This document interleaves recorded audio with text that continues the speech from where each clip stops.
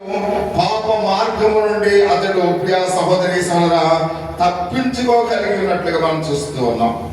అంటే నోవాహు కలిగిన ఆ యవన బిడ్డలను పాపములో పడిపోకుండా ఆ యవన బిడ్డలను ఆయన కాపాడుకున్నాడు. ప్రియమైన వాళ్ళు, ఈ రాత్రి మనము మన పిల్లల్ని ఎలా చూస్తూ ఉన్నాం?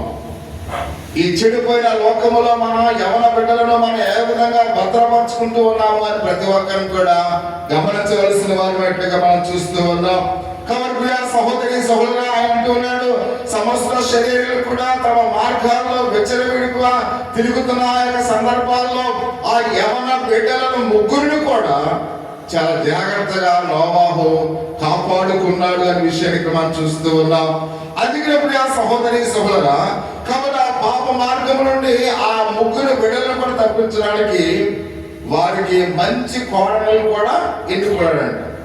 అంటే ముగ్గురు కుమారులకి ముగ్గురు కోడళ్లను ఆయన ఆ దినాల్లో ఏర్పరచుకుంటున్నట్టుగా మనం చూస్తూ ఉన్నాం. అంటే చెడిపోయిన లోకములో కూడా మంచి యవనస్తురాలుడైన ఈ ముగ్గురిని నోవాహు తన ఇంటికి కోడలుగా తీసుకువచ్చాడు అని పరిశుద్ధ గ్రంథంలో చాలా తేటతెల్లగా వ్రాయబడినట్టుగా మనం చూస్తూ ఉన్నాం. అంటే ఇక్కడ ఆ బలహీనమైన ఘట్టముగా ఉన్న తన భార్యతో జ్ఞానముగా కాపురం చేసినట్టుగా మనం చూస్తూ ఉన్నాం. స్త్రీ అంటే ఎవరు? బలహీనమైన ఘట్టం. అంటే నోవాహు బలహీనమైన ఘట్టంగా ఉన్న తన భార్యతో చాలా సౌఖ్యంగా ఏం చేశాడంట? కాపురం చేశాడు. ప్రియమైన వారు, కాబట్టి ఎందుకంటే స్త్రీ బలహీనమైన ఘట్టము కనుక స్త్రీతో పురుషుడు చాలా జాగ్రత్తగా వ్యవహరించాలి. కాబట్టి అందుకే మనం చూస్తూ ఉన్నాం, నోవాహు కూడా తన భార్యతో చక్కటి ప్రేమ అనురాగాలతో జీవించాడు అనే విషయాన్ని మనం చూస్తూ ఉన్నాం. నేటి భార్యలు ఎలా ఉన్నారు? నేటి భర్తలు ఎలా ఉన్నారు? ఒకవేళ మనము కూడా నోవాహు వలె ఆ యొక్క మంచి భర్తగా ఉండడానికి ఇష్టపడుతూ ఉన్నామా? నోవాహు భార్య తన భర్తను ఏ విధంగా ప్రేమించిందో అలాగనే ఇక్కడ చూసినట్లయితే కోడళ్ళుగా ఉన్నా, కాబట్టి అత్తలుగా ఉన్నా, కాబట్టి మహిళలుగా ఉన్నా మనము ఎలా జీవిస్తున్నామని ప్రతి ఒక్కరిని కూడా ఆలోచించవలసిన వారిగా మనం చూస్తూ ఉన్నాం. ఎందుకంటే ఇప్పుడు ఆ సహోదరి సహోదరు అంటున్నాడు, అంతా అది ఎలా సాధ్యమైంది? చెడిపోయిన ఈ లోకములో యవన బిడ్డలను ఆయన పాపములో పడకుండా ఎలా కాపాడుకున్నాడు? తన యొక్క కుమారుని కాపాడుకోవడం మాత్రమే కాకుండా కాబట్టి ముగ్గురు మాట్లాడితే మంచి యవనస్తురాలను ఎలా ఆయన కోడళ్ళగా చేసుకున్నాడు? ఇది ఆ కాలంలో ఎలా సాధ్యం? ఒకవేళ మన గ్రామం అంతా కూడా మంచిదనుకోండి, ఇప్పుడు మనం మారంపల్లి మంచిదంటే అర్థం ఏంటి? మారంపల్లి చాలా మంచిదన్నారు అనుకోండి, దాని అర్థం ఏంటి? అంటే మారంపల్లి ఉన్నవారందరూ కూడా మంచివాళ్ళని. అంటే మారంపల్లిలో ఉన్న ఆ వాళ్ళు చూసినట్టే ప్రజలు మంచివారైతే గ్రామం మంచిదవుతుంది. అంటే ప్రజలను బట్టి గ్రామానికి మంచి పేరు వస్తుంది. ప్రియమైన వారు, అంటే ఆ దినాల్లో ఆ చెడిపోయిన లోకములో తన కుమారులను, తన కోడళ్లను, తన కుటుంబాన్ని అతడు నీతిమంతంలోనికైనా నడిపించుకున్నాడు అనే విషయాన్ని మనం చూస్తూ ఉన్నాం. ఇది ఎలా సాధ్యం? ఒకసారి ప్రతి ఒక్కరిని కూడా ఆలోచించాలి. అది ఎలా సాధ్యమో పరిశుద్ధ గ్రంథంలో అయితే మనం చూస్తూ ఉన్నాం. ప్రియమైన వాళ్ళరా అంటున్నాడు ఆయన దేవుని యొక్క వాక్య భాగంలో, నోవాహు యెహోవా దృష్టికి కృప నొందిన వాడిగా ఉన్నాడు కనుక. కాబట్టి తన జీవితంలో ఇది ఎలా సాధ్యం అంటే దేవుని కృపను నోవాహు పొందుకున్నాడు. ప్రియమైన వాళ్ళరా, అంటే దేవుని కృప ఏ కుటుంబంలో ఉంటుందో ఆ కుటుంబానికి అది సాధ్యం. వారి పిల్లలు యథార్థవంతులుగా ఉంటారు. వారి పిల్లలు అధిక నీతి వర్తమానం పొందుకున్న వారుగా ఉంటారు. వారి పిల్లలు పాపానికి దూరంగా ఉంటారు.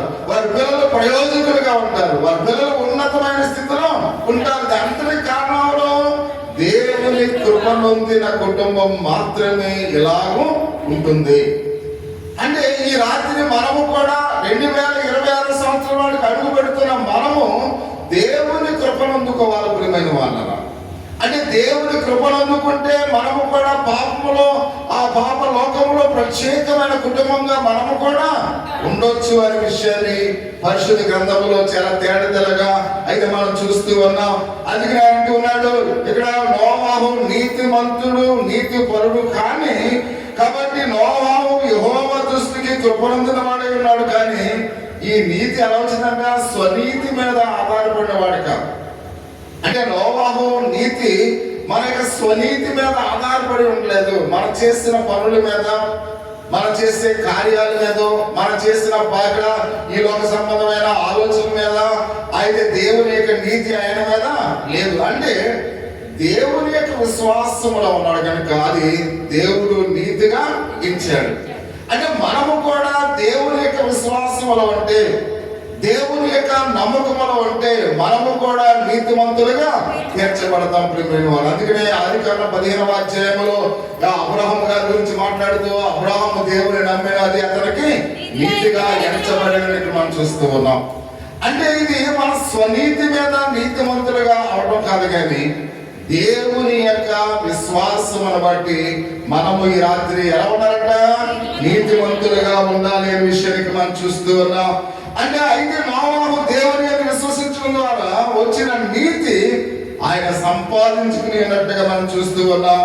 అది ప్రియ సహోదరి సహోదరు అంటున్నాడు, ఈ నోవాహు దేవుని చేత ఉంచబడిన యొక్క విశ్వాసం ద్వారా అతడు నీతి మంతుడుగా ఉన్నాడు, నీతి పరుడుగా ఉన్నాడు. మనం ఎప్పుడు నీతి మంతులుగా ఉంటాం? దేవుని యొక్క విశ్వాసంలో మనము జీవించినప్పుడు. అంత మాత్రమే కాకుండా ఆయన అంటున్నాడు, దేవుని యొక్క భయభక్తులు కలిగి చెడుతనాన్ని మనము విసర్జించినప్పుడు ప్రియమైన వాళ్ళం. అంటే మనం చెడుతనాన్ని విడిచిపెట్టాలి, చెడుతనాన్ని విసర్జించాలి. అంటే దేవుని యొక్క విశ్వాసం ఉంటే, విశ్వాసం ఉంచడం అంటే దాని అర్థం ఏంటి? చెడుతనాన్ని విసర్జించడం. మనం చెడు పనులు మానకుండా నేను దేవుడిని నమ్ముకున్నాను, నేను ఉపవాసం ఉన్నాను అంటే మనం అది కుదరదుమైన వాళ్ళం. అంటే దేవుని యొక్క భయభక్తులు కలిగినటువంటి మనలో ఉన్న చెడుతనాన్ని విడిచిపెట్టాలి. అంటే మనము ఈ నూతన సంవత్సరంలో దేవుని యొక్క నీతిని కలిగి ఉండాలంటే, దేవుని యొక్క విశ్వాసంలో ఉండాలంటే మనము ఈ రాత్రి ఏం విడిచిపెట్టాలి?